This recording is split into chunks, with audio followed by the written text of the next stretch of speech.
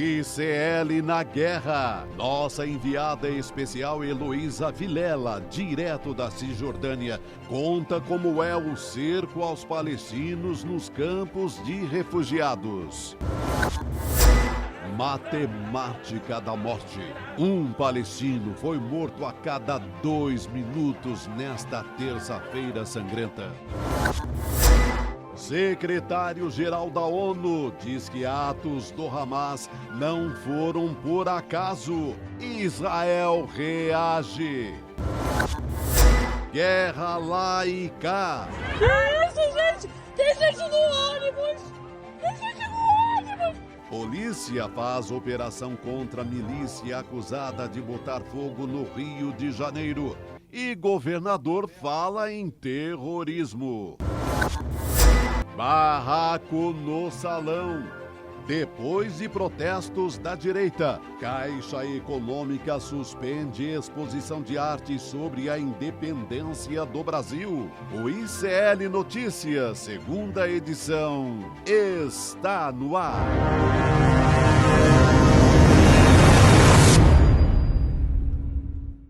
Estamos ao vivo nos canais Eduardo Moreira, Instituto Conhecimento Liberta. Boa noite, meus queridos Chico Sá e Chico Pinheiro. Boa noite, boa noite, boa noite. É terça-feira, minha gente, 24 de outubro de 2023. E a gente vai começar aqui falando da nossa guerra particular, né? Da nossa guerra no Brasil. É a guerra que atinge mais fortemente agora o estado do Rio de Janeiro. O estado do Rio de Janeiro que entra em situação de desgoverno. Vamos ver. Já estava, né, na verdade. Já estava, né? Mas vamos lembrar algumas coisas. Quem é o governador do Rio de Janeiro? É o senhor Cláudio Castro. De onde vem Cláudio Castro? Ele foi assessor parlamentar, depois foi vereador pelo Rio, com míseros 10.200 votos pelo PSC. Foi o 56º mais votado, quer dizer, nada.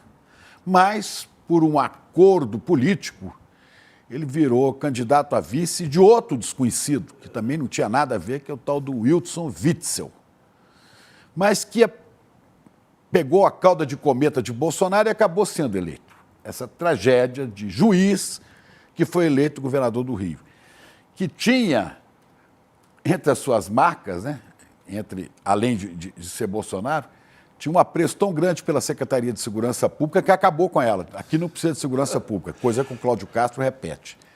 Segurança pública, para ele, era uma guerra de mocinho e bandido, e ele, é claro, seria o mocinho, como a gente viu naquele vídeo.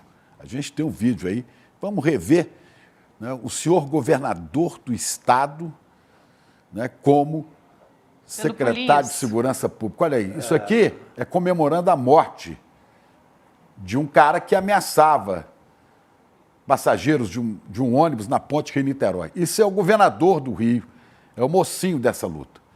Mas o mocinho acabou caindo, teve o mandato cassado, né, depois de ter o mandato cassado, por suspeitas de corrupção e outras cocitas mais, foi substituído então por esse gênio, chamado Cláudio Castro, paulista de Santos, até gozado, São Paulo tem um governador que nasceu no Rio, e o Rio tem um governador que nasceu no estado de São Paulo, nasceu em Santos, que foi governar o Rio e acabou tomando no colo, ganhando de bandeja o governo do estado, com 40 anos, quando foi 2021, né, que ele assumiu 42 anos, né, o segundo mais jovem da história do Rio.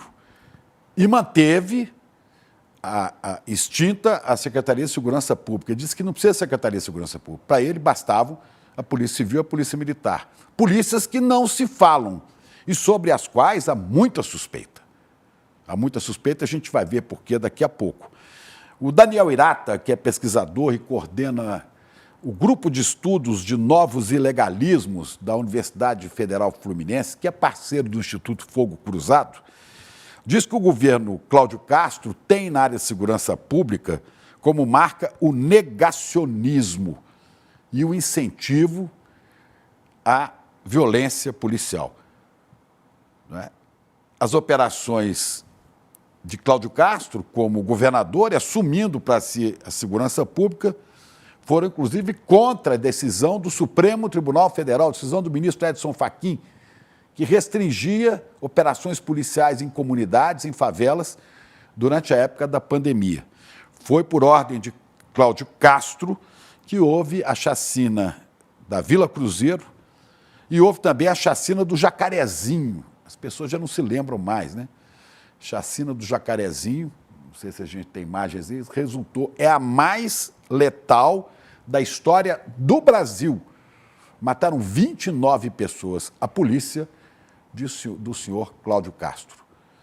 Ele no governo é bem diferente daquele cantor evangélico, cantor gospel, aliás, nem era evangélico, da renovação carismática católica. Ele era mais famoso por ser cantor em missa.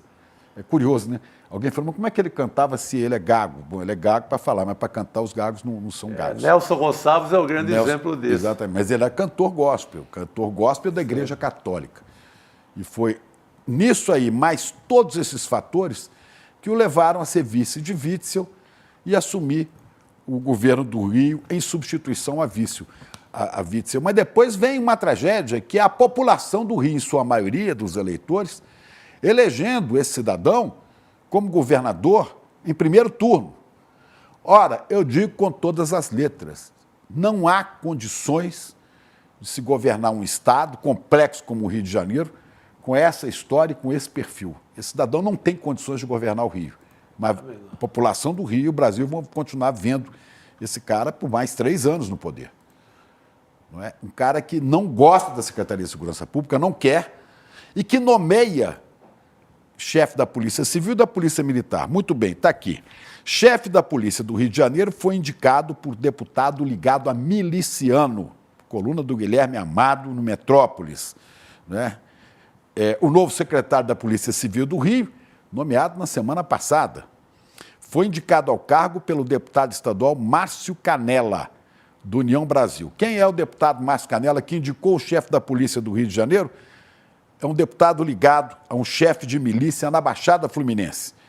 Né? Esse deputado, o Canella, é de Belford Roxo, foi apoiado pelo Juraci Alves, durante a campanha de 2022, foi o deputado estadual mais votado. Esse Jura foi condenado em 2017 por liderar a milícia, um grupo chamado Somos Comunidade. A mulher desse miliciano trabalha no gabinete de Canella. E foi o Canella que fez o novo chefe da Polícia Civil. Mas a Polícia Civil desencadeou essa ação que resultou em 35 ônibus queimados ontem, ao que tudo indica, sem conhecimento nem da Polícia Militar. Porque se não conversam bem, né, e a gente sabe que há milícias e bandidos infiltrados nas duas polícias, quero ressaltar aqui que, naturalmente, não se pode dizer que as polícias são criminosas, mas está cheio de criminoso nas duas polícias e a gente sabe disso. Inclusive, um sujeito, Bruno Bento, vê se você descobre o nome dele, um PM do choque do Rio de Janeiro, né? É o Bruno Bento do Nascimento. Bruno Bento do Nascimento. Que é dono da arma que estava com o miliciano Faustão. O miliciano que foi morto ontem, que desencadeou todo esse processo, foi morto e tinha uma arma, uma pistola Glock com ele.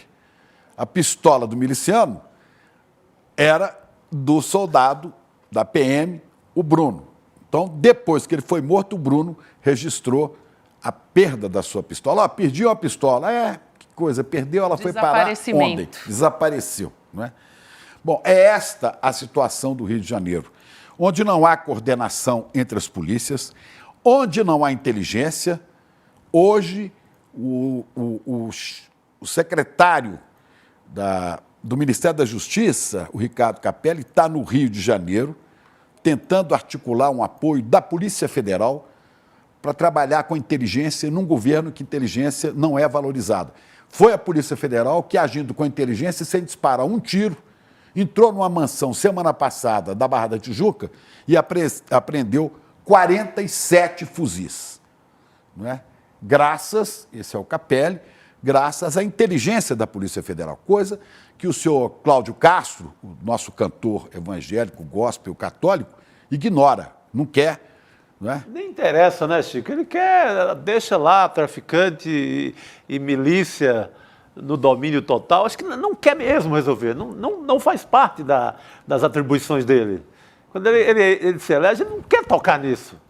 Deixa rolar. Deixa rolar. E uma das maiores especialistas em segurança e crime no Rio de Janeiro, a jornalista Cecília Oliveira, vai estar daqui a pouco com a gente. Ela fundou o Fogo Cruzado, ela é cofundadora do Intercept e da Associação Brasileira de Jornalismo Investigativo. A Cecília lembra que 49,9%, quer dizer, metade do território da região metropolitana do Rio, metade, hoje, é controlado por armas, por grupos armados, seja de milícia ou de tráfico.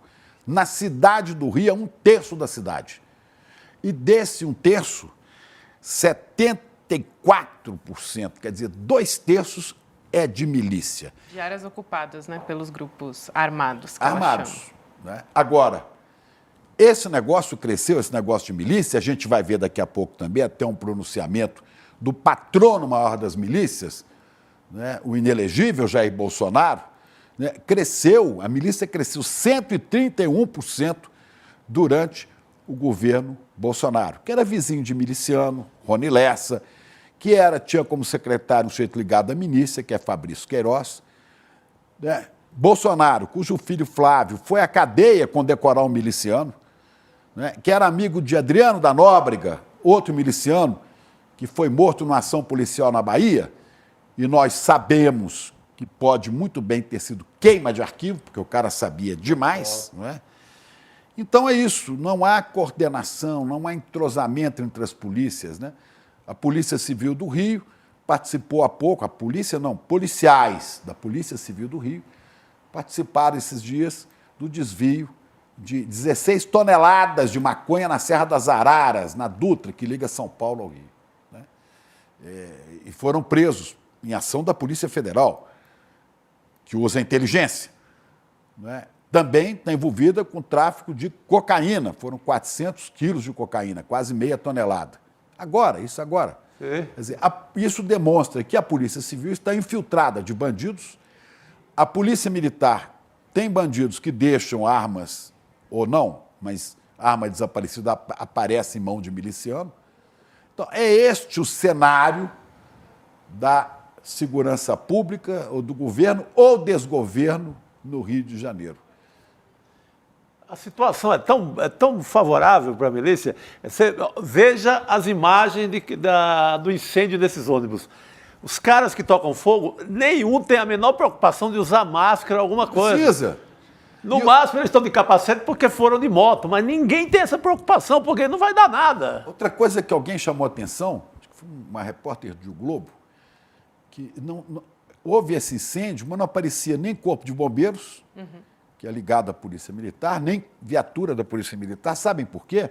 Porque a Polícia Militar não sabia que a Polícia Civil estava nesta operação que resultou na morte de um miliciano.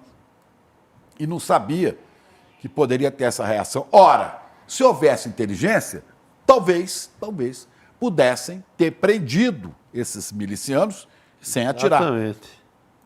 E certamente, matando um cara, mas com inteligência, você saberia que viria uma reação. Coisa que não se sabe, porque, como eu disse, aliás, Otávio Guedes, nosso colega da Globo News, chamou muita atenção para isso hoje. Sim. Não há nenhuma coordenação entre Polícia Civil e Polícia Militar, não há secretário de Segurança, né, e sem Secretaria de Segurança, você não tem como articular as ações da polícia, que estão entregues em grande parte, a grupos criminosos, ajudando a nomear diretor da Polícia Civil, impondo ao governador Cantor isso aí. Então, esse governador não tem nenhuma condição de governar o Rio de Janeiro, mas foi escolhido pela população e vai continuar mais 3 anos no cargo. A gente espera que a Polícia Federal dê conta da segurança do Rio, porque com esse governador não há segurança possível. E se o Estado elege outro miliciano para ser governador de novo, então não sei o que quer. Pois é, mas aí você vem de uma sequência de governadores metidos mais ou menos com crime, né? Para falar de Garotinho, Sérgio Cabral, quer dizer, alguma forma de transações ilícitas. Sérgio Cabral, depois vem o Witzel, depois vem o Cláudio Castro. Quer dizer, o Rio de Janeiro continua lindo, mas perdido. Infelizmente, uma cidade tão fantástica, tão maravilhosa, de um povo tão cordial, entregue a isso aí. É um assunto, Chico, que a gente fala sem esperança alguma. A gente fala, retrata o caos, narra o caos. E foi no Rio de Janeiro que surgiu essa força da milícia, e é do Rio de Janeiro que o Brasil ganhou o clã Bolsonaro, que dá nisso. Sim. Por isso que é difícil. Tivemos intervenção, não é? A intervenção que foi um desastre do Braga Neto. Inclusive, a milícia aumentou durante a intervenção milícia aumenta federal. durante a intervenção. Não é novo, né, Chico? Assim, claro que piorou na gestão dos bolsonaristas, né, dos governadores bolsonaristas, Sim, mas sim. já faz 131%. 16 anos que cresceram as milícias, as áreas dominadas pelas milícias, 387% em 16 anos no Rio de Janeiro. Quer dizer, é muita coisa. 131 sob o governo de Bolsonaro. Quer dizer, é isso aí. O Rio de Janeiro está desse jeito, o Brasil herdou isso, herdou tragédia na saúde com a Covid, na educação, nas artes, na cultura, no desmatamento. Tudo herança de Bolsonaro. Atenção, Argentina, cuidado aí, E cuidado. esse cenário aí, ele acaba se tornando quase uma propaganda espontânea para um próximo candidato, tido como linha dura, etc., algum bolsonarista, vamos falar claro, se eleger de novo. É louco. Esse caos que a gente aponta como desastre do governador, ele é quase cabo eleitoral do próximo governador. Daqui a pouco a gente vai conversar com a Cecília Oliveira sobre isso. A Elô Vilela já está entre Eu fui nós. anotando aqui, mas eu não sei se eu consegui ser claro para juntar essas informações todas para você. Deu para entender, né? Sim. Não, Chico, você É transforma até uma linha, difícil anotar para entender. uma linha interessante aí para E a gente vai aprofundar mais ainda com a Cecília Oliveira, mas a gente vai arramalar agora, porque a nossa enviada especial, Elô Vilela, está trazendo uma informação importante, conversou com uma fonte, né, Elô, que participou de uma reunião da autoridade palestina. Boa noite para você. Que informação é essa que você traz, Elô? Boa noite, pessoal. Pois a informação é o seguinte, é uma pessoa muito próxima de um representante que participa toda segunda-feira dessa reunião da Autoridade Palestina. E na reunião dessa segunda-feira, ele me relatou que ficou muito claro que já está tudo acertado, que todo mundo já sabe que todos os moradores da faixa de Gaza terão que sair e serão transferidos para o território do Egito, ou seja, está selada a anexação do território da faixa de Gaza por parte de Israel, e que todo mundo já sabe que essa será a solução final desse conflito. E para que isso aconteça, haverá algum tipo de negociação com o Egito. O Egito vai receber essas pessoas todas no território, mas em troca terá aí um cancelamento de dívida externa, terá ajuda internacional, algo vai acontecer. Então, é uma notícia muito preocupante, muito preocupante, e a grande discussão aqui na Cisjordânia é o que acontecerá com a Cisjordânia a partir desse momento.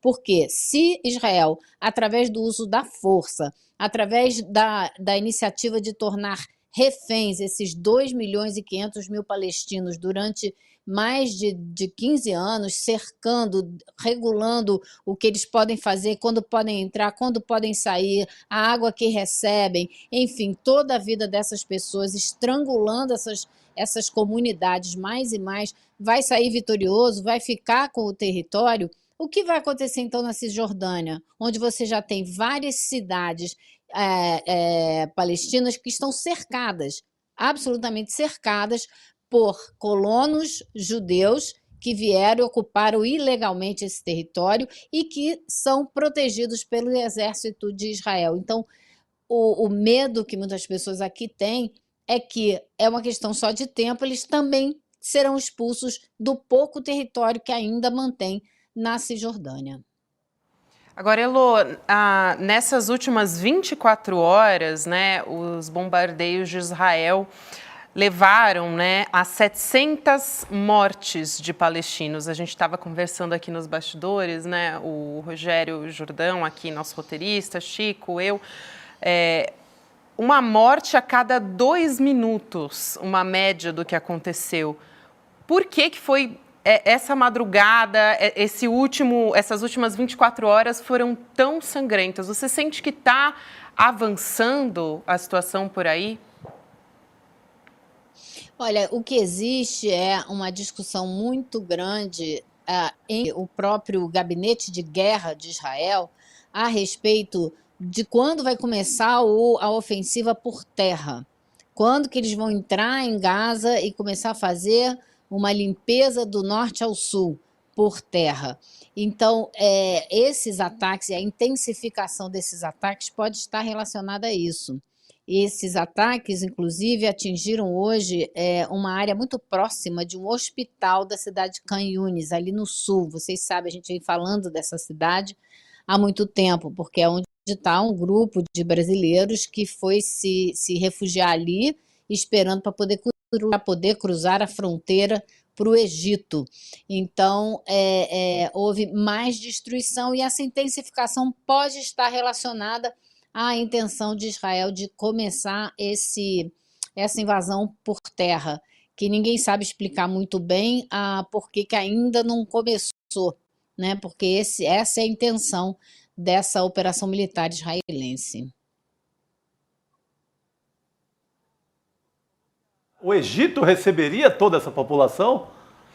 Toda a faixa de Gaza? O Egito receberia toda essa população. Você tem ali na fronteira do Egito com a faixa de Gaza uma área onde já estaria separada para isso, onde eles vão entrar e vão chegar e serão montados ali acampamentos e quem sabe quanto tempo essas pessoas vão ficar ali refugiadas, mais uma vez, em situação de refugiadas, em barracas e, eventualmente, vão construir ali uma cidade. Uma cidade não, né? Porque são 2.500.000 palestinos.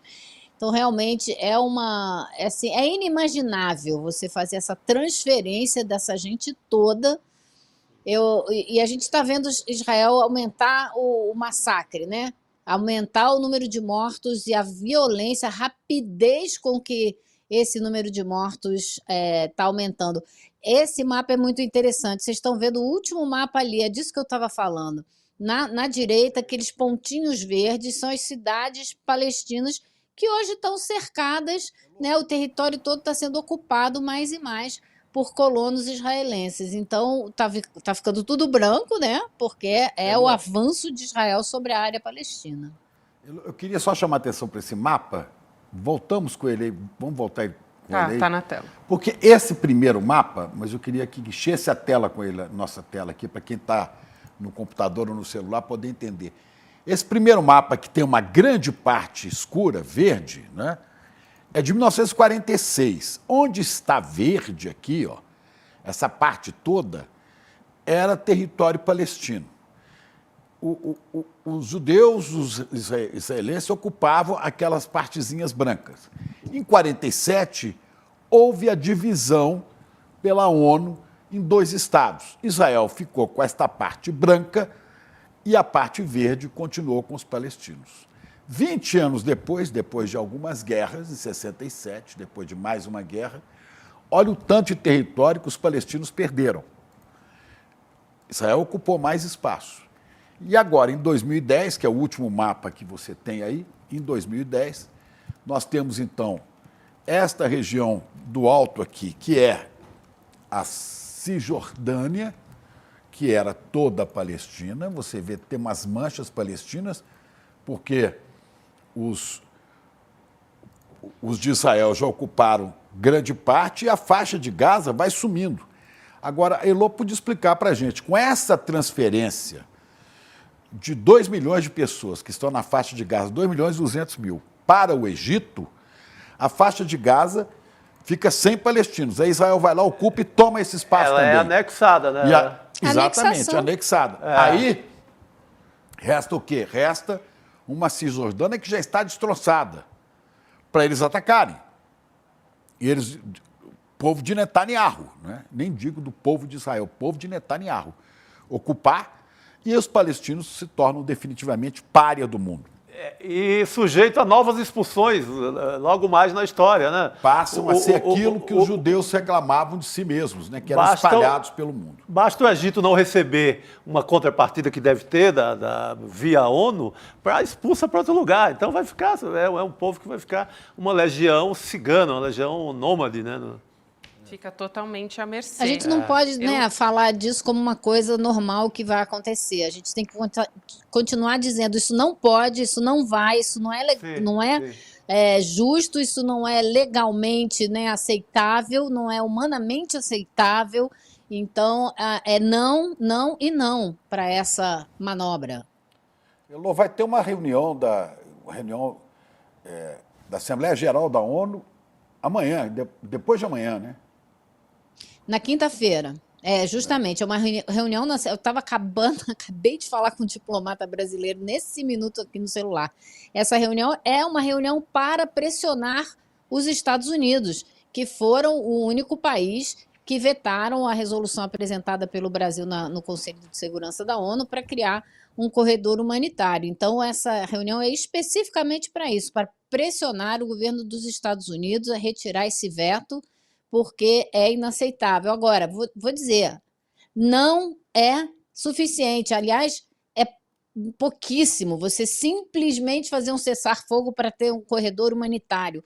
A decisão da ONU tem que ser não ao massacre, não ao genocídio. Isso tem que parar, não é um cessar-fogo temporário, é um cessar-fogo pronto, acabou, não pode ter mais, tem que parar.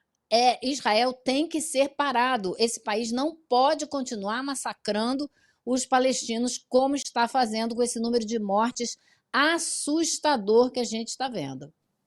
Inclusive, você acompanhou hoje um velório de 2 jovens, né, próximo aí onde você está, em Ramallah, né? Você pode contar para a gente, por favor?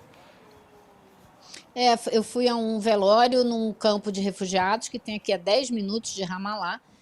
Como me disse uma das pessoas que estava lá, ele está lá porque em 48 a família dele foi expulsa da cidade onde morava, então eles vieram para esse campo de refugiados. É como o campo de Jenin também, a gente fala campo, a gente pensa em tendas, né? Não é, claro que não é, são décadas morando e a cidade vai se construindo. Esse é o centro onde eles fizeram o velório, são 3 dias de velório, hoje foi o 2º dia. O velório é separado, né? São só os homens, mas eles me receberam muito bem, buscaram logo uma pessoa para fazer a tradução para mim, para eu poder conversar com os pais dos rapazes que foram assassinados. Então, eles ficam sentados assim e as famílias vão chegando, os parentes, os amigos, para cumprimentar, né, os pais que perderam seus filhos. E eles colocam lá no fundo desse auditório onde ficam todos os homens de todas as idades, crianças também, meninos, né? Eles colocam esse cartaz com o rosto dos rapazes que foram assassinados, o de camiseta branca na esquerda e o outro na direita. Eu conversei com os pais desses 2 rapazes. Um deles é esse que está de costas aí, recebendo os pêsames de amigos e parentes. Esse senhor, ele me disse, primeiro, que ele agradece a Deus, porque Deus sabe o que faz, mas ele me disse, eu perguntei, você acha que um dia você vai voltar para o seu país, para a sua terra, né? E ele disse, olha, pode ser que eu não veja isso, mas os meus filhos com certeza vão ver, ou os meus netos. Esse homem me contou que o filho dele estava saindo, tinha acabado de rezar, estava saindo da mesquita, quando o exército israelense invadiu o campo de refugiados, atrás de algumas pessoas que eles queriam prender, e baleou o filho dele no meio da rua. E esse rapaz, o filho dele, ele tinha 22 anos. Morreu, outras 5 pessoas ficaram feridas, uma está em estado grave, internada num hospital. Eu conversei também com o tio do outro rapaz que morreu, esse senhor. O sobrinho dele foi socorrer o filho desse outro homem que vocês acabaram de ver e levou um tiro na nuca pelas costas. e morreu na hora, não deu tempo nem de tentar um socorro no hospital. Esse senhor, ele estava falando comigo que hoje em dia as famílias que moram no campo de refugiados onde ele está têm muito medo quando os filhos saem para ir para a faculdade, quando saem para ir trabalhar, quando saem para encontrar com alguém, porque não sabe se eles vão voltar vivos. É a mesma coisa que a gente ouve da comunidade negra americana, muito semelhante. Agora, vamos colocar, né, as devidas proporções. Ali eles estão semanalmente enfrentando visitas inesperadas, digamos assim, as incursões do exército no campo de refugiados. Ele disse que é toda semana, que morre alguém toda semana. Então, eles estavam ali muito arrasados, né, com a perda desses 2 jovens e os 5 internados e um estado crítico ainda no hospital. Pois é, Elô, só você para trazer essas notícias e nos dar a gravidade da situação, porque eu não sei de outro jornalista, né, em área palestina, acho que só o Ian, né, o Ian que você entrevistou, Boechat. Mas não há outra. A televisão não tem ninguém aí, nem Globo, nem Record, nem Bandeirantes, nem ninguém, nem CNN, Brasil, ninguém. É só você para dar esse lado. É uma opção, né, Chico? É uma opção. A gente, aqui no ICL, fez uma opção de ouvir essas pessoas que nunca são ouvidas. Nunca agora, são se fosse ouvidas. Esse que morreu com um tiro na nuca, né? Se fosse na festa rave, seria bomba em todos os jornais, os telejornais da mídia ocidental. Não que não tenha sido grave, né? Aquela matança absurda, desumana, né? na festa rave. Mas são jovens de 22 anos como os que estavam na festa rave. Só que esses vão morrendo a cada dia na Cisjordânia. Um longo processo, né? Um longo processo de assassinatos silenciosos. Há mais de 50 anos. E o que Elô tem trazido ali são dores, né? As dores humanas, família, o velório, personagens reais, mais do que reais, dessa guerra, que você não vê em lugar nenhum, porque você costuma ver um noticiário muito genérico. Com muita comoção, né, Chico? De um lado, exatamente. E nenhuma misericórdia com o outro. Exatamente. Por isso que hoje eu vi muita gente recomendando os vídeos que a Elô tem feito nessa cobertura, por conta desse destaque às dores dessas famílias. Mas muito se fala nisso, dos reféns que estão lá nas mãos dos terroristas na faixa de Gaza, né? Mas eu já disse aqui, conversando com você domingo, Elô, né, no ar, na nossa live, né, o que Netanyahu, o Estado de Israel, o que estão fazendo é tornando 2 milhões de pessoas reféns da sua violência, do seu exército. No sul da faixa de Gaza, 2 milhões de pessoas reféns, vítimas de tortura. Qual é a tortura? Fome, sede, porque o que entrou de comida e água lá até agora é quase nada. De remédios, médicos dizendo que tem poucas horas de energia elétrica para tratar de gente em um hospital, e a tortura psicológica de bombas que caem e matam na faixa de Gaza.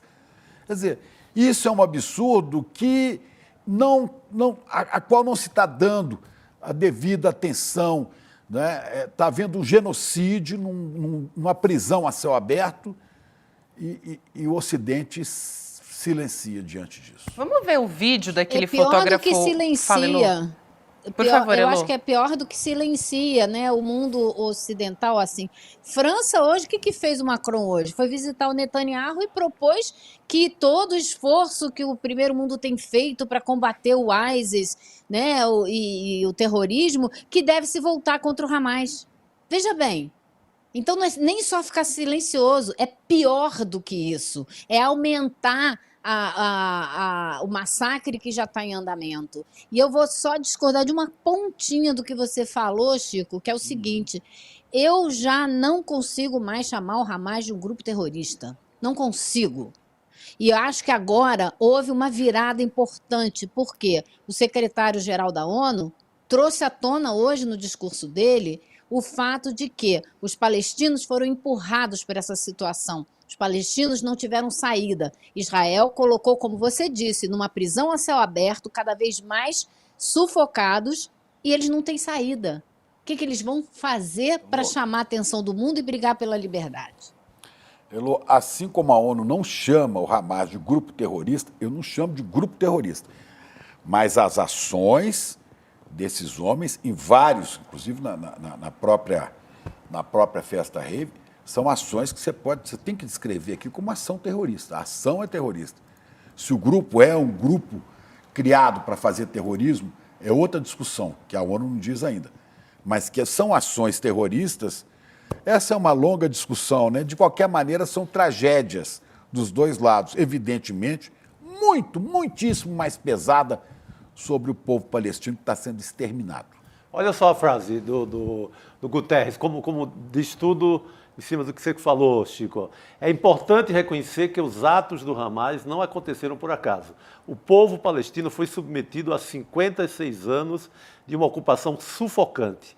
Eles viram suas terras serem brutalmente tomadas e varridas pela violência. A economia sofreu, as pessoas ficaram desabrigadas e suas casas foram demolidas. Foi uma fala no Conselho de Segurança da ONU, né? Fala forte, né, Gabi? A respeito do ataque do Hamas no dia 7. Fala do secretário-geral da ONU. Exato, exatamente. Eu achei e aí, claro, esse Israel história ficou do revoltado, né? Claro. Elô, pode falar. Eu achei essa é a notícia do dia. O secretário-geral da ONU ter a coragem de finalmente colocar essa situação como ela realmente é. O que vem acontecendo não começou no dia 7, agora.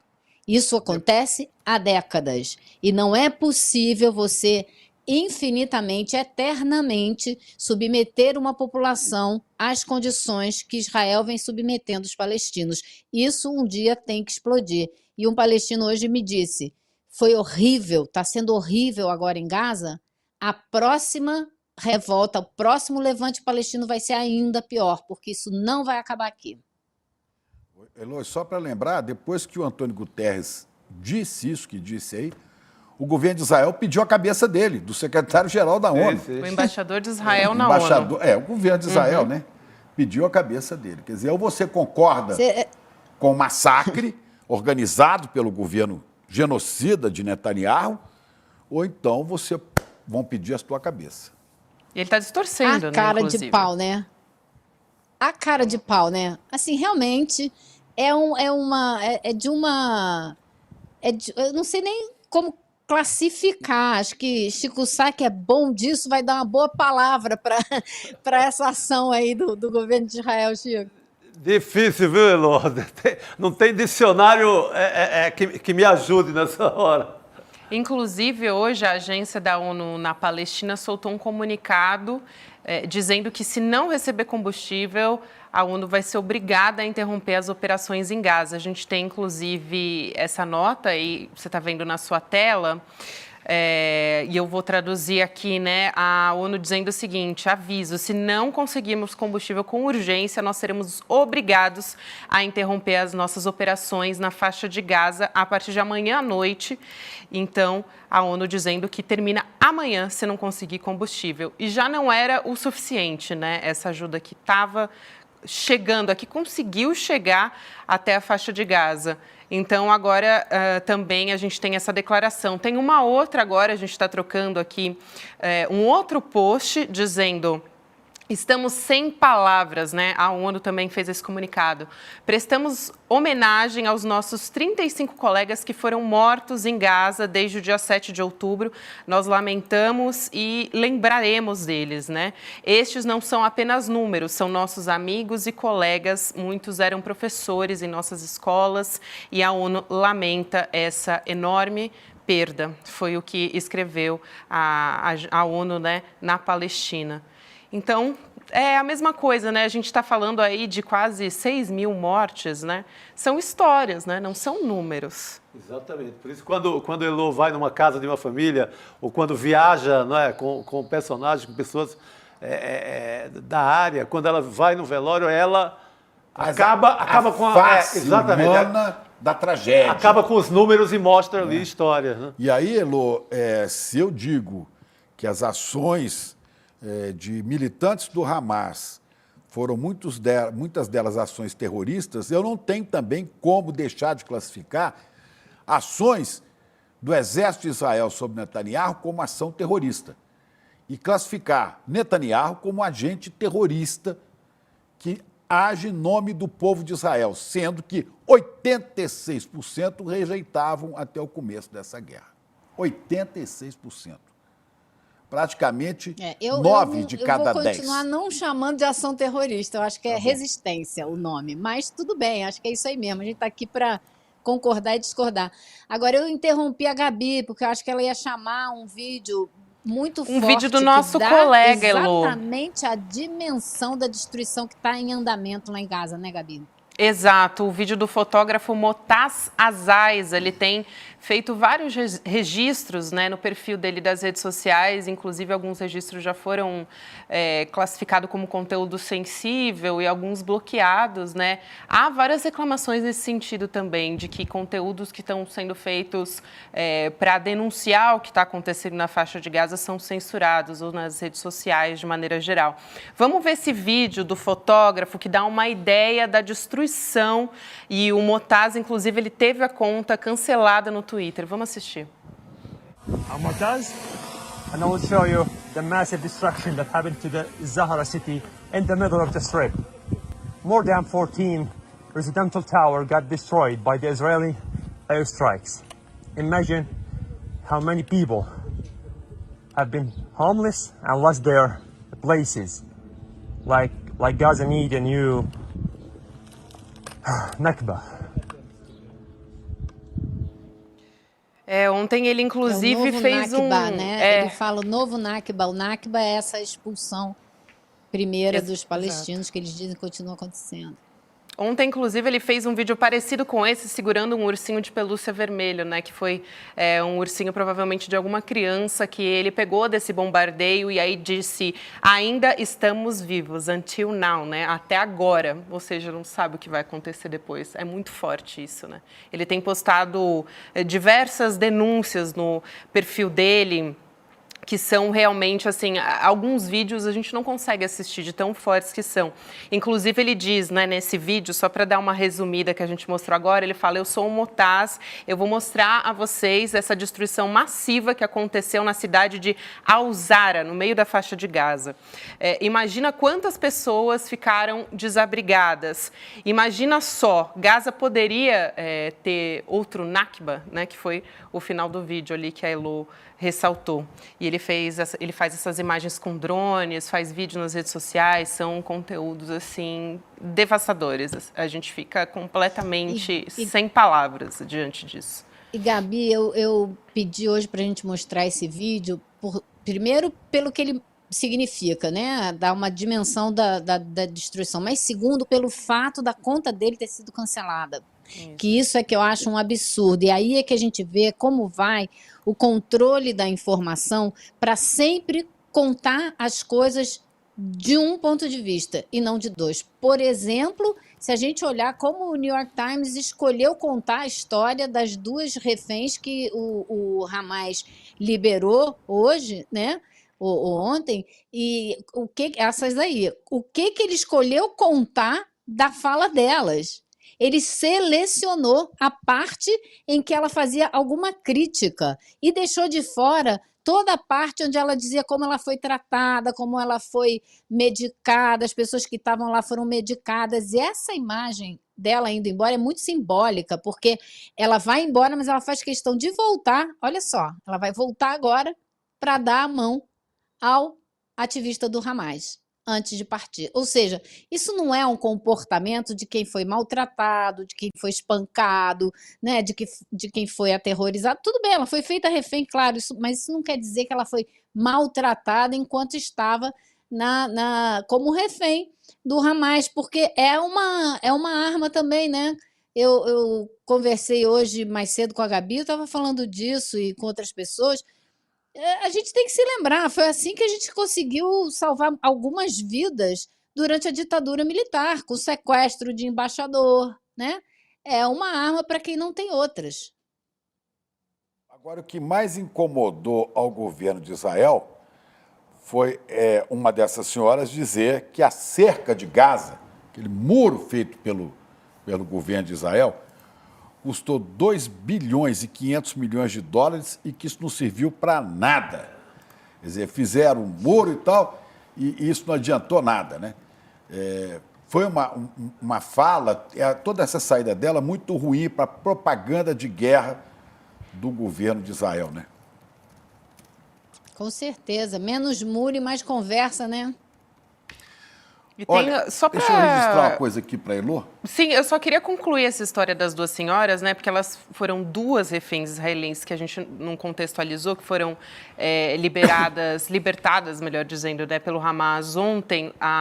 E uma delas, que tem 85 anos, que é essa senhora que a gente viu agora, ela deu uma entrevista coletiva depois. E aí foi quando ela criticou o governo, que o Chico Pinheiro disse agora, e também falou que passou por um inferno, mas ela também criticou o governo, falando justamente dessa cerca, né, que custou mais de 2 bilhões e meio de reais, de dólares, perdão. 500 milhões de dólares. E que não serviu para nada. E aí, enfim, o governo de Israel não gostou nada, né, dessa história.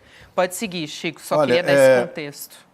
Dr. Flávio Wittling, que está nos assistindo, é um médico do Rio de Janeiro, atua como voluntário na favela da Rocinha e foi professor lá também de universidade, judeu.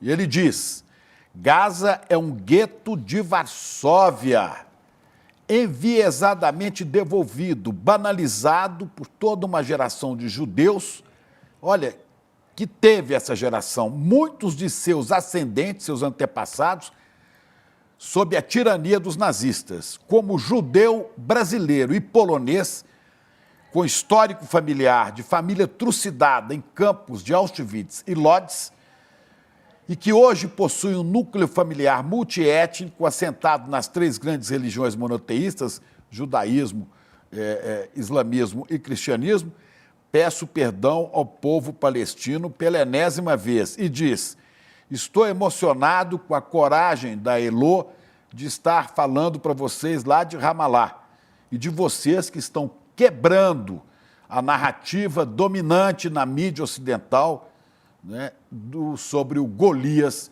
israelense. Eu disse, doutor Flávio, obrigado, a gente está estou ligado em você aqui o tempo todo, né? Ele, olha, judeu, de ascendência de judeus poloneses, que teve metade da família exterminada pelos nazistas, e vê o governo de Israel usar os mesmos métodos, mais ou menos, a mesma ação, a mesma violência contra os palestinos que o povo judaico sofreu no gueto de Varsóvia. Olha que loucura, né? Vamos deixar a Elô descansar, gente? Vamos, porque, Elô. olha, já é altas horas lá em Ramallah, onde a Elô está agora, e amanhã, de manhã cedinho, ela já vai pular da cama, né, Elô? 7 horas da manhã e ela já está no batente. Querida, se cuida.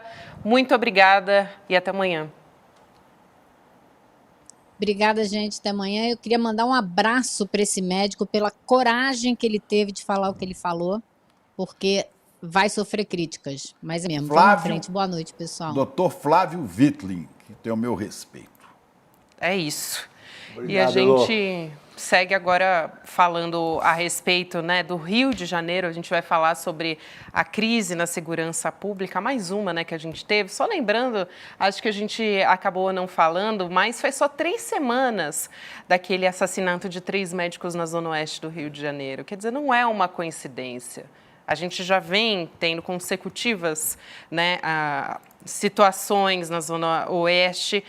Hoje a polícia fez uma operação, inclusive mandados de busca e apreensão contra a milícia comandada por Luiz Antônio da Silva Braga, o Zinho. Ele é tio do Matheus, aquele conhecido como Faustão, que foi morto ontem. E depois da morte do Faustão, os milicianos atearam fogo a 35 ônibus. Esse foi o resultado final que a gente teve ali, esses ataques na Zona Oeste, que foi aí mais uma crise, então, na Zona Oeste, demonstrando como as facções criminosas estão em guerra com a milícia já faz bastante tempo, não é de hoje, né, Chico Sá?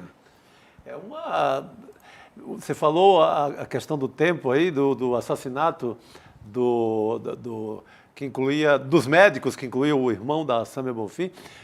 Quantas semanas? Você falou 2, 3 semanas? 3 semanas a história dos médicos. Nossa, já parece, né, uma coisa... Parece que foi há 2 anos. Há 2 anos na história, porque é o encadeamento dos acontecimentos, todos dessa natureza. Agora, nós temos um vídeo aqui, antigo, que eu vou pedir para recuperar, do Jair Bolsonaro.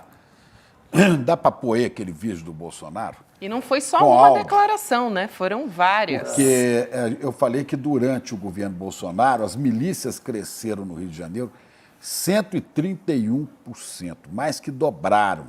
E tomaram conta desse estado desgovernado, que não tem governador, porque isso não é governador. Olha aí, vamos botar o som. Volta aí.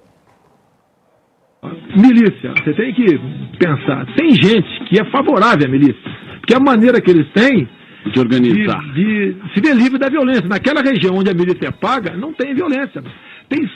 Não é só na região, não. Você vai, por exemplo, na Madureira, naquele centro de Madureira, tem muito comércio, pequeno shopping ali. Quem paga, em média, 50 mil reais por mês para alguém daquela área, não tem a razão.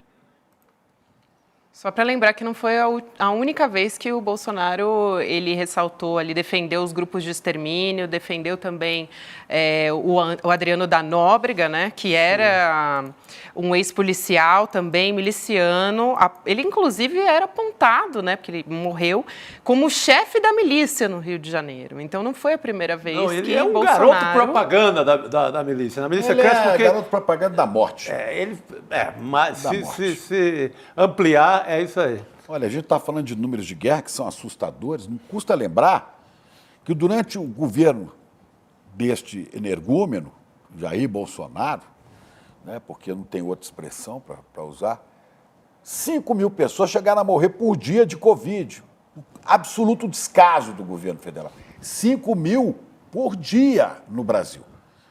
Agora, esse cara está, em vez de ser julgado e condenado, mas o parça dele, como se diz no meio do crime, né? O parça Hamilton Mourão, hoje senador, general, né? Defensor de torturador, de brilhante Ustra, já está preparando um projeto de lei para poder inocentar e anistiar todos os que forem condenados, inclusive Bolsonaro, que tem um monte de condenação possível. Várias ações de condenação possíveis. E aí o Mourão quer, de antemão, já livrar a cara desse que defendia a milícia. Aí você vai entender por que o Witzel ganhou, por que o Cláudio Castro, essa tragédia. Tá tudo aí. Né?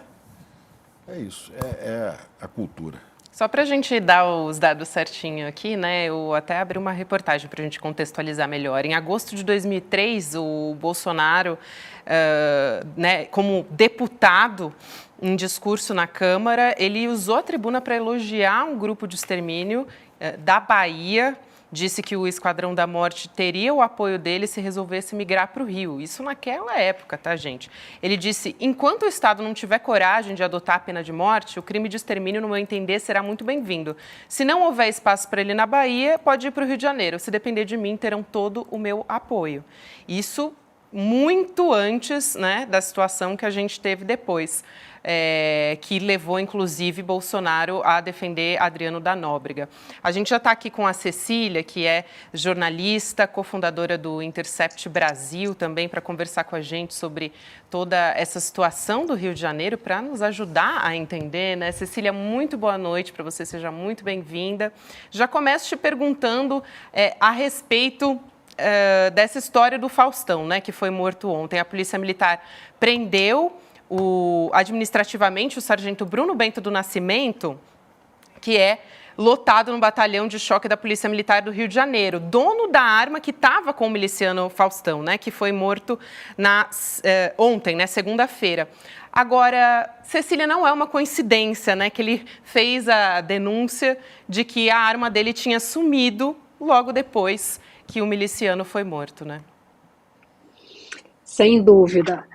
O que a gente precisa prestar atenção nessas situações é que é isso. As milícias, elas nasceram do próprio Estado, exatamente pelas mãos, né, de policiais, agentes penitenciários, bombeiros. Esse perfil até mudou um pouco, tanto que essa milícia que a gente está falando, né, do Zinho, do Faustão, ela é composta de civis, mas são civis que mantêm essas alianças muito próximas com policiais. Que é isso, né? Foi inclusive o que a gente viu na semana passada, um monte de policiais que foram presos traficando drogas, mas também traficando armas. Então, essas conexões são muito importantes para os milicianos, inclusive os civis. Chico?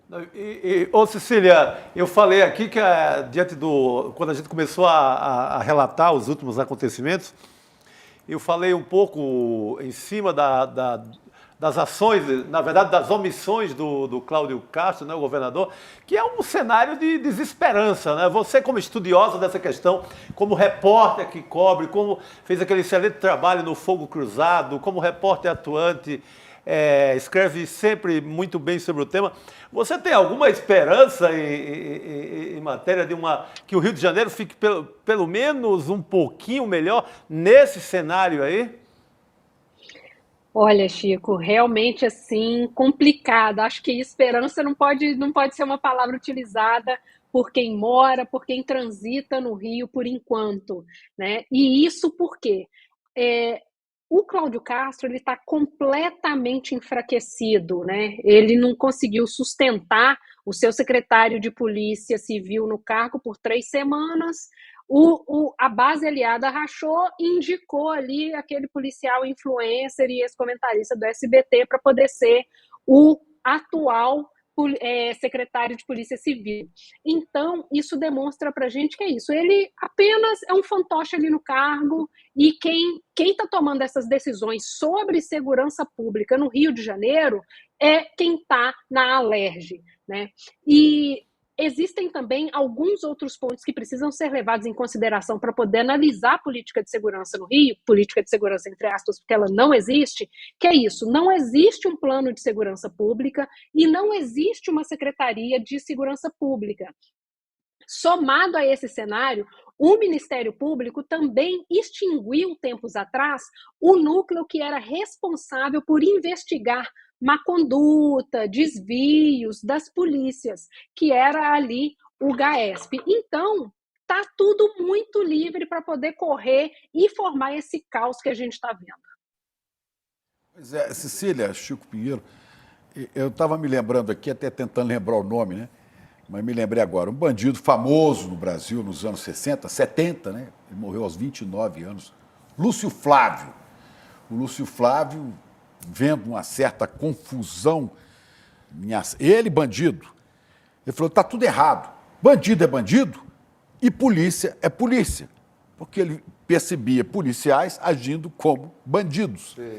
Quer dizer, aquela fala dele já era o prenúncio do que a gente ia viver, né? Porque hoje a polícia está infiltrada de milicianos, o Estado está infiltrado de milicianos, de traficantes. Polícia Civil foi flagrada semana passada, né, policiais da Polícia Civil, roubando 16 toneladas de maconha e mais 500 quilos de cocaína. Logo depois, o outro grupo. Quer dizer, é possível se trabalhar com a polícia dessa que não tem secretário de segurança, que tem um chefe de polícia nomeado por pressão de um deputado que tem ligações com o miliciano lá de Belford Roxo, com a polícia militar que não fica sabendo das coisas, quando chega agindo como no Jacarezinho, exterminando gente à torta e à direita. E aí? Polícia é polícia, bandido é bandido. Olha, Chico, já que você puxou aí a memória, né, uma citação antiga, vou trazer aqui também uma citação antiga ali de um comandante da Polícia Civil, Hélio Luz, e ele dizia que não se comete crime no Rio de Janeiro sem anuência da polícia. Ele falava também que o problema do Rio não era necessariamente os bandidos, não, eram os mocinhos, né? E aí a gente compreende também que é isso, são falas absolutamente complementares. A gente tem visto isso, não é de hoje, é isso. A gente abriu essa fala aqui, né? Essa abordagem exatamente citando isso. Um policial que estava fornecendo arma aí para miliciano. Então a gente vê todas essas conexões muito enraizadas e a gente não vê nada sendo feito para poder impedir isso. A gente não vê ações específicas voltadas, por exemplo, para o combate à corrupção dentro das forças policiais, porque isso seria vital. Houve inclusive matérias mostrando, né, que esses policiais que foram presos na semana passada com essas toneladas de drogas, os carros que esses policiais estacionavam dentro da cidade da polícia eram carros assim impossíveis de serem comprados com o salário de um policial civil que ocupava o cargo que eles ocupavam. Então, assim, pensa aqui comigo, você já tentou sonegar imposto de renda? Assim, um pouquinho, se você errar R$10, você cai na malha fina. Como é que esse pessoal consegue lidar com tanto dinheiro, fazer tantas transações e assim, né? E vamos lembrar que eles estão na folha de pagamento do Estado. Como é que o Estado não percebe nenhuma inconsistência, nenhuma coisa estranha? Não é possível, porque se eu estou fazendo uma matéria, eu estou vendo. Quem não está vendo isso, né? Ou não está vendo ou não se importa. Então, na verdade, quando a gente cobre a segurança pública no Rio, a gente sempre tem muito mais perguntas do que respostas.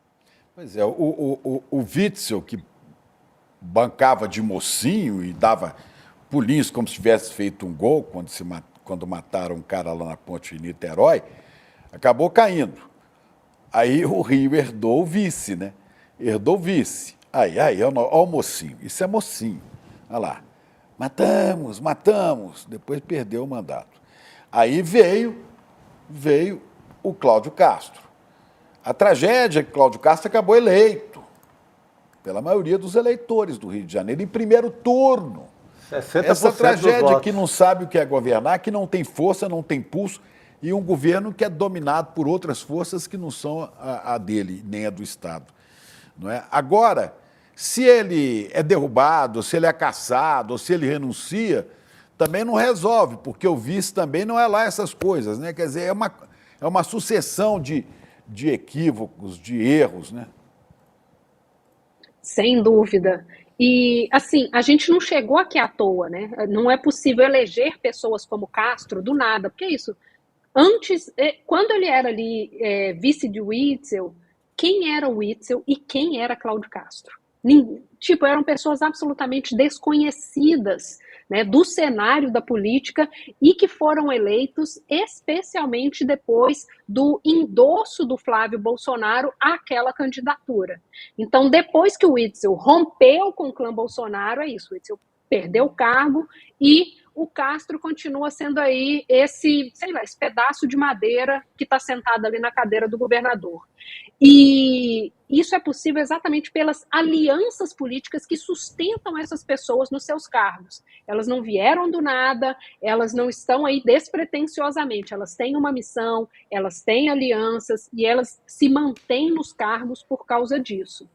E quando eu falo que não adianta a gente ficar muito surpreso com o que aconteceu, eu vou dar um exemplo prático aqui, né, que foi, por exemplo, a CPI das milícias lá em 2008.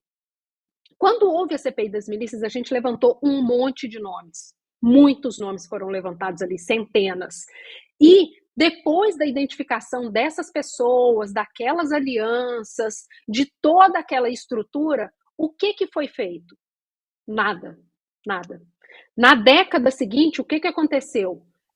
Todo o planejamento da segurança pública do Rio de Janeiro ficou focado nas UPPs que tinham ali uma estratégia específica de, entre muitas aspas, a gente sabe, pacificar favelas que ficavam no entorno turístico, né, para poder garantir ali a tranquilidade durante a Copa do Mundo e as Olimpíadas que estavam para acontecer. Então é isso, a gente conhece os problemas. O negócio é que eles são absolutamente negligenciados e ignorados. Então, não tem como dar certo mesmo, porque é isso, a gente identificou, a gente sabia o que estava acontecendo, quem eram as pessoas, de quem eles eram amigos, com quem eles estavam aliados, e ignorou isso solenemente. Ou seja, a gente chegou aqui porque a gente trata a segurança pública com negacionismo. A gente não se importa com dados, com diagnósticos, com investigações. Era exatamente esse o ponto que eu queria chegar, Cecília, porque você citou aí CPI das milícias, unidade de polícia pacificadora, também tiveram 2 CPIs das armas. Quer dizer, isso desde 2006, né? Não é de hoje que a gente tem isso. O ministro da Justiça, Flávio Dino, inclusive disse hoje que sugeriu para o presidente Lula o uso das Forças Armadas agora em áreas do Rio de Janeiro e que o presidente vai constar o ministro da Defesa, José Múcio Monteiro. Eu te pergunto se esse é um caminho, porque como você disse muito bem, a segurança pública do Rio é tratada com negacionismo. E a gente vem acompanhando esses casos da Zona Oeste e simplesmente o poder público não faz nada. É como se não estivesse acontecendo. A gente estava falando agora há pouco, há apenas 3 semanas a gente teve o assassinato daqueles 3 médicos. E antes desses assassinatos, outros já tinham acontecido, né? Outros já tinham acontecido. Então, qual que é a resposta? Eu sei que é uma pergunta complexa, que não tem um caminho só, mas um começo para isso, talvez. Olha, a gente sabe o que fazer e não tem feito, né? Então, por exemplo, nós sabemos que o Brasil é um país que mata muito e que mata muito por arma de fogo. Mas nós não temos um índice nacional de homicídios e nós não temos um banco que reúna todas as informações sobre as armas e as munições. Para que a gente consiga compreender o que acontece e conseguir, por exemplo, incidir de fato na redução de homicídios, a gente precisa entender quem está morrendo e quem está matando. A gente não tem essa informação. Então, realmente fica muito de complexo. Armas, né? Sim, a gente não tem essas informações, a gente não consegue rastrear essas armas. As polícias civis são muito sucateadas. Então, aqui no Rio de Janeiro, o índice de elucidação de crimes é baixíssimo. Baixíssimo. Então, assim, realmente fica complicado. E o que a gente poderia fazer, né, além de entender quem está matando, quem está morrendo, por quê? A gente precisa também compreender o que a gente pode fazer como Brasil, porque as facções que agem, por exemplo, no Rio de Janeiro, elas têm conexões com facções e agem em outros estados. A gente tem o PCC em São Paulo, que age em outros estados, em outros países, tem alianças na América Latina, na Europa, na América do Norte. Então, isso não pode ser um problema a ser tratado estadualmente. Não faz o menor sentido, não tem como um governador conseguir lidar com um problema da magnitude que é o tráfico internacional de armas, o tráfico internacional de drogas. É preciso uma coordenação nacional. Então, a gente realmente precisa que haja um plano nacional de segurança pública para que a União ela converse e faça com que os estados conversem entre si e, inclusive, faça essa intermediação com outros países, porque o Brasil é um país de trânsito para a droga. Então, assim, está chegando aqui e está abastecendo muita gente. Como? Né? Tanto é que a gente vê as facções muito interessadas nos estados do Norte e Nordeste, porque ficam muito próximos ali dos mercados consumidores da América do Norte e da Europa. Tem grandes portos, o policiamento é mais problemático. Então, assim, existem muitos problemas para que a gente consiga alterar essa realidade. Mas é isso, a gente precisa começar. E a gente precisa começar pela articulação da União. Cecília, antes de mais nada, você é uma das fundadoras, é a fundadora do Fogo Cruzado, né, essa entidade do Rio de Janeiro, do Intercept, você é cofundadora, também faz parte da Abrage, de jornalismo investigativo. Você está ligado, e especialista nessa questão da violência do Rio e tal, né? Dá para a gente um panorama, eu falei rapidamente aqui na abertura, quantos moradores do Rio de Janeiro hoje vivem sob domínio de tráfico e de milícia? Quem é maior no Rio hoje? A milícia ou o tráfico em suas várias facções? Comando Vermelho, Amigo dos Amigos e Primeiro Comando.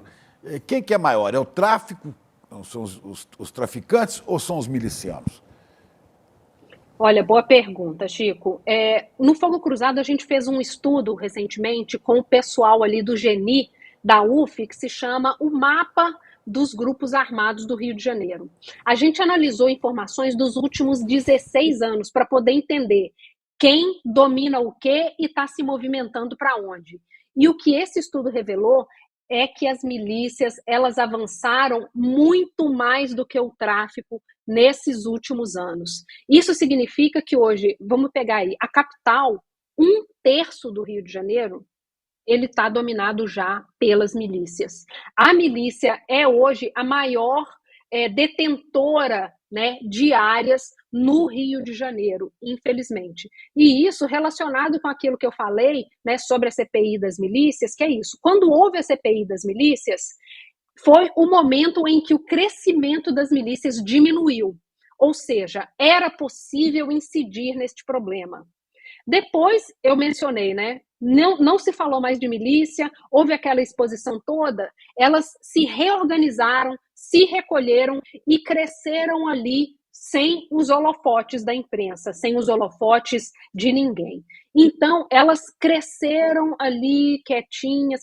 Então, quando a gente viu esse problema de novo, lá uma década depois, na execução de Marielle Franco e Anderson Gomes, aquilo ali já era isso, uma execução no centro da cidade do Rio. Ou seja, quando a gente, né, acordou desses 10 anos, onde as milícias ficaram ali, entre muitas aspas, quietinhas, mas crescendo muito, a gente deu de cara com um crime daquela magnitude. Então, hoje, as milícias, elas têm mais áreas, elas se expandiram, inclusive, para novas áreas, onde sequer existia tráfico. Então, elas abriram, entre aspas, novos mercados. É isso, Cecília, quero agradecer muito a sua participação aqui, a Cecília Oliveira, jornalista, cofundadora do Intercept. É sempre um prazer, querida, seu trabalho é fundamental e está sendo fundamental, principalmente nesse momento, para a gente entender, né, todo o funcionamento das milícias, das facções no Rio de Janeiro. Um beijo, seja sempre bem-vinda aqui, até mais. Volte sempre.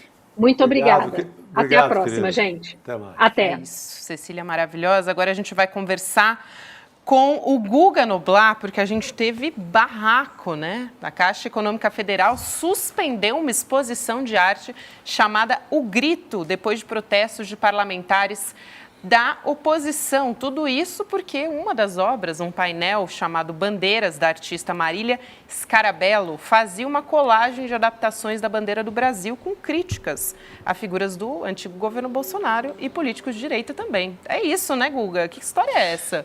Pois é, gente, não pode atacar a extrema-direita. Boa noite, meus queridos Chicos, boa noite, minha querida Gabi.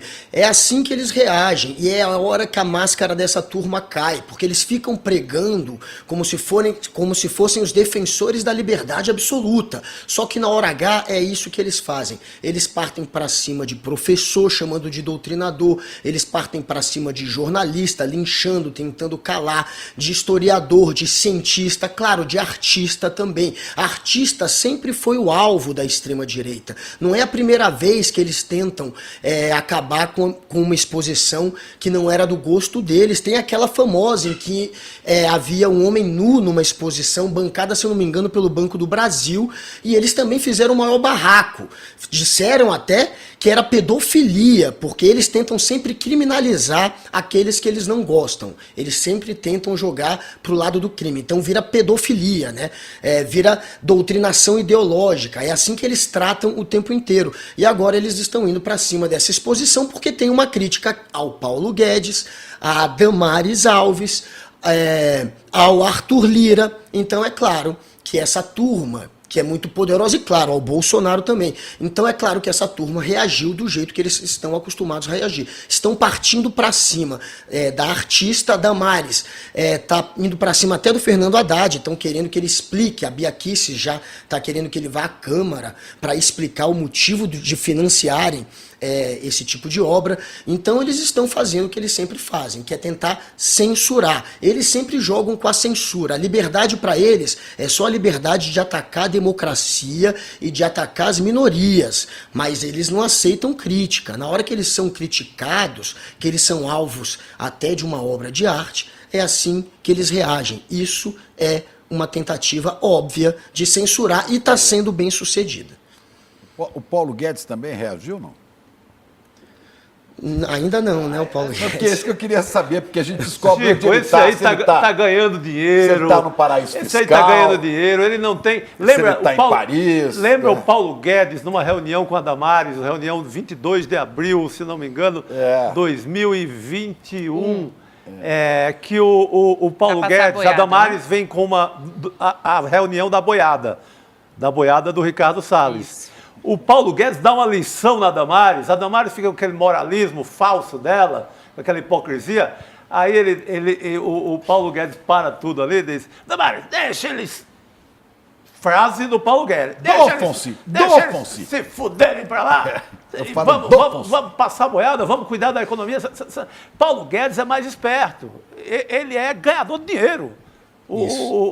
É ganhador de dinheiro, ele quer espoliar pobre, ele quer matar pobre. Eu quero que o pobre se exploda. Exatamente. Lembra ele é linha justo velhíssimo. Eu quero que o pobre se exploda. A Damares não. Pobre quer viajar para Disneylândia, pobre quer que se exploda. Esse é Paulo Exatamente, Guedes. Nessa linha. Então, com a mão, né? A Damares volta com isso, que é a mesma bandeira do MBL na exposição do Banco Santander, na eleição de 2018. É a mesma questão daquele livro que o Bolsonaro leva para o Jornal Nacional, que dizia que tinha pedofilia, etc. Esse ataque aos artistas que aconteceu no paralelo com o ataque aos professores é o que resta, é a grande bandeira, é o começo de tudo e é o que eles tentam retomar agora. Exato. A Marília Scarabello, ela faz esse trabalho, inclusive em redes sociais, há muito tempo. No mínimo desde 2021. Ela faz essas montagens, né? Aí tem o Messi, tem o Messi, tem o Pelé, tem assunto Copa, tem assunto... Ela sai fazendo essa colagem da bandeira de vários assuntos. Essa exposição era sobre os 200 anos da independência, que é 201 agora no caso, né? Então, esse ataque, ele é completamente... Esse desespero da extrema-direita buscando alguma bandeira no momento. É isso. O governo caminha bem na economia, o governo não tem nada que se possa... Mas não tem nada para fazer. Exatamente. Isso é falta do que fazer. Exatamente. Eles têm que torcer para o Milei ganhar na Argentina, porque manda o Bananinha lá falar asneira, né? E depois prejudica a campanha do cara que eles defendem, né? Então eles não têm o que fazer. Aqui eles estão esperando sair os relatórios da Polícia Federal, do inquérito que o ministro Alexandre de Moraes mandou abrir, porque aí vai sobrar uma cadeia para um monte de gente, então já estão preparando uma anistia. Na falta do que fazer... Vão atacar a exposição. Agora, achei de uma fraqueza a Caixa Econômica aí eu não sei se foi só a direção da Caixa, aceitou essa censura, assim...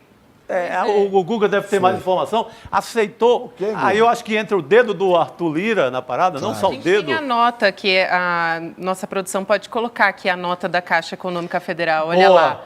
É de uma fraqueza política sem tamanho. Nota da Caixa Econômica Federal. A obra Bandeiras compõe a exposição e apresenta uma coleção de imagens do público em geral recebidas pela artista Marília Scarabello.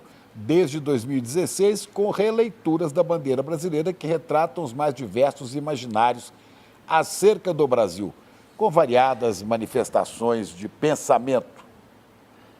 O que mais? Mas é aí a justificativa... Só completando. Considerando que foi identificada na obra em questão manifestação com viés político, o que fere as diretrizes do programa, o programa de ocupação dos espaços da Caixa Cultural, a Caixa decidiu suspender a referida exposição. A direção do banco informa ainda que determinou a apuração de responsabilidade pelos órgãos internos. Até a grávida do Itaubaté tá lá na bandeira, sabe? Isso não tem nada, pelo amor de E Deus. Chico, como é que você faz uma exposição sobre 200 anos do Brasil, uma exposição sobre política sem algum tipo de viés político? É claro que vai ter algum tipo de viés político, isso é ridículo.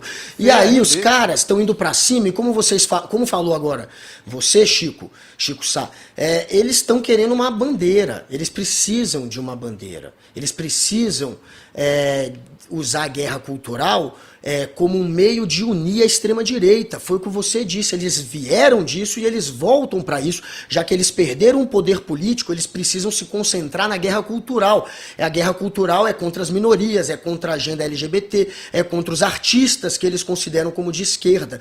Então, eles retornam para isso, eles tentam, mais uma vez, se unir naquilo que foi o que despertou esse ovo da serpente. O Guga, aí eu não sei se não abre margem também para quererem, né, o afastamento da presidente da Caixa, que a gente sabe que o Centrão está de olho também na Caixa. Vamos só colocar o posicionamento, né, do pessoal da extrema-direita, da Maris Alves, por exemplo, nas redes sociais. Ela postou o seguinte, né, absurdo. Aí ela mostra o vídeo, né, mostrando a arte. E ainda coloca minha foto. Já nessa segunda-feira eu vou fazer um requerimento solicitando informações detalhadas sobre os valores de investimento de recursos públicos na exposição. Quero saber também a classificação indicativa da exposição. Claro, né, ela sempre se apega nisso. E as fitinhas mostradas por Evandro estão sendo entregues a crianças. O Evandro foi o que postou o vídeo com a arte. Absurdo, não podemos admitir dinheiro público em ações que visem ridicularizar a bandeira nacional e que afronte ao Estatuto da Criança e do Adolescente. A Júlia Zanata também não ficou para trás. Lembram da deputada Júlia Zanata? Dos fuzis. Ela disse o seguinte, olha onde o seu dinheiro foi parar mais uma vez. Exposição paga com verba pública na Caixa Econômica, ridicularizando o presidente da Câmara, Arthur Lira, Bolsonaro, Damares, Paulo Guedes.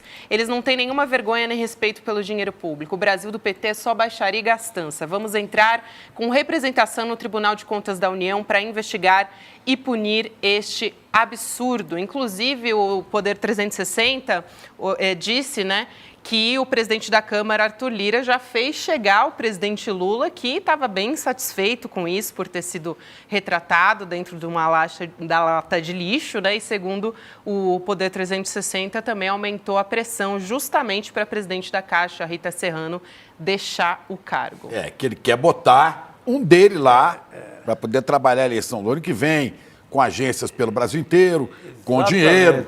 Arthur Lira quer botar a mão no cofre, na caixa. E como o Lula tem demorado, né, Guga, a entregar a chave do cofre praticamente para a turma do Centrão, tem pelo menos dado uma canseira, isso virou mais um instrumento de pressão aí para tomar conta da Caixa Econômica. E quando suspende, né, Chico Sá, e Guga e Chicos, parece que dá mais margem ainda para eles dizerem que estão certos, né? Quer dizer, a Caixa suspendeu. Exato, que é uma fraqueza política. E você, nessa hora, poxa, o PT que contou na campanha com a força máxima dos artistas do país inteiro, de artes plásticas, como a Marília, a Chico Buarque na canção, assim, tava o rap, tava todo mundo na frente ampla.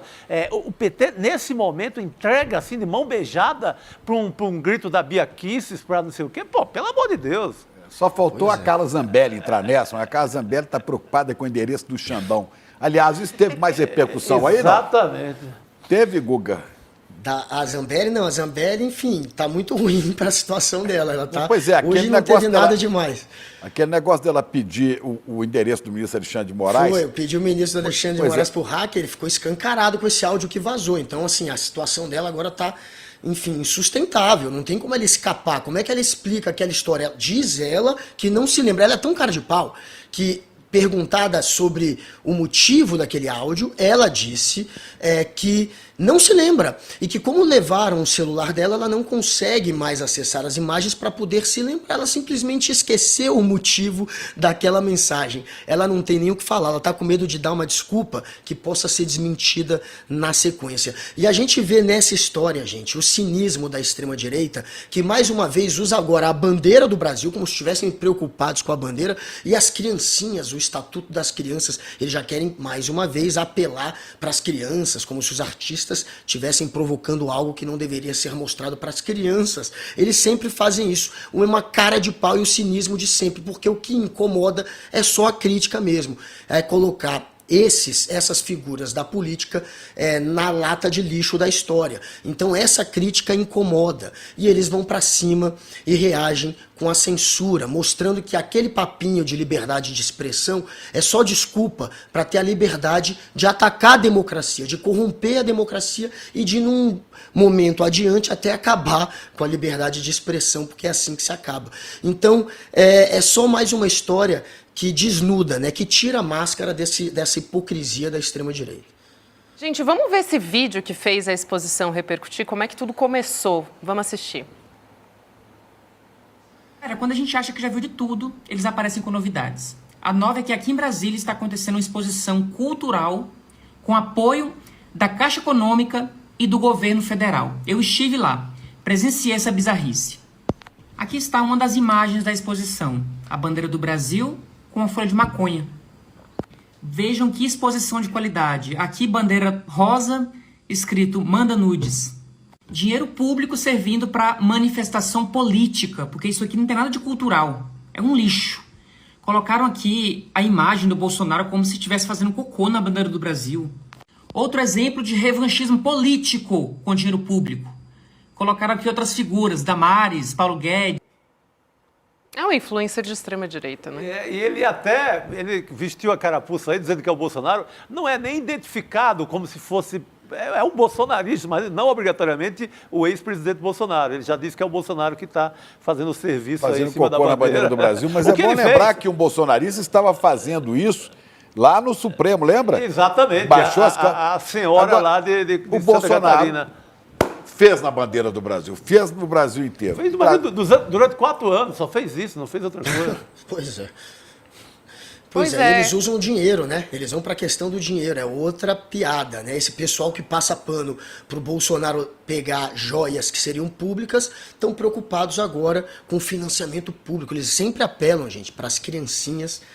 Prestem atenção, a tática é sempre a mesma. Apelar para as crianças e para a verba pública. É sempre essa a desculpa para partir, na verdade, para o que eles querem de fato, que é a censura, que é calar os adversários ou aqueles que são críticos a eles. Eles são sempre usam essa tática. E o resultado é sempre o mesmo, é sempre buscar a censura. Guga, valeu muito. Valeu, gente. Valeu. Obrigado. Tchau, Guga. Até amanhã. Pra você. Até amanhã. Enquanto isso, no Rio de Janeiro, bom. Não, exemplo mesmo para as criancinhas é o 8 de janeiro, né, gente? É isso que é exemplo para as nossas crianças, né? A extrema-direita gosta de ressaltar tanto. Exatamente. Não, um país tão cheio de problemas reais, né? Pô, mas é que eu estou falando, enquanto isso, no Rio de Janeiro... Vão lá enfrentar a milícia, conversar com a milícia no Rio, já que eles ajudaram a criar a milícia? Não, vão atacar a exposição de arte. É duro, viu, gente? Vamos chamar o prêmio IBEST, pelo menos uma notícia boa pra gente encerrar, garota! Né? Olha só, gente, além do Edu Moreira, ontem eu trouxe aqui a informação de que a gente tá aqui na final, né? O ICL também tá concorrendo no prêmio IBEST, gente. O Edu já representa o ICL, né? Mas o IBEST é a maior premiação do Brasil, então é hora da gente se unir e sentar o dedo no voto, né? Pelo amor de Deus. Aperta, confirma. Exatamente. Como é que acessa aí? Fala lá. Olha, icl.com.br/votar. E aí é só clicar, né? Acessar esse link, gente, e clicar, confirmar voto, acabou. Quer dizer, segundos. Vamos nessa, comunidade ICL? Bora nessa. Vamos nessa. icl.com.br/votar. É isso aí, gente. Agora tem Sinapse ICL com Roberta Garcia e César Calejon.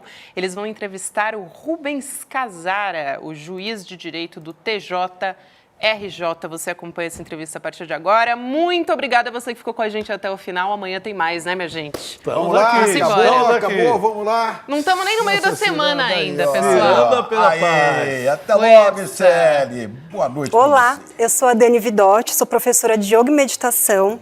E aqui no meu curso Bem-Estar Profissional, você vai aprender diversas maneiras de cuidar de você dentro do ambiente de trabalho. A gente vai falar sobre autoconhecimento, vai aprender maneiras de gerenciar melhor o estresse, a ansiedade, evitar os esgotamentos, evitar chegar num burnout. E se você já teve um burnout, esse curso também é para você, porque você vai aprender maneiras de não retornar àqueles antigos padrões.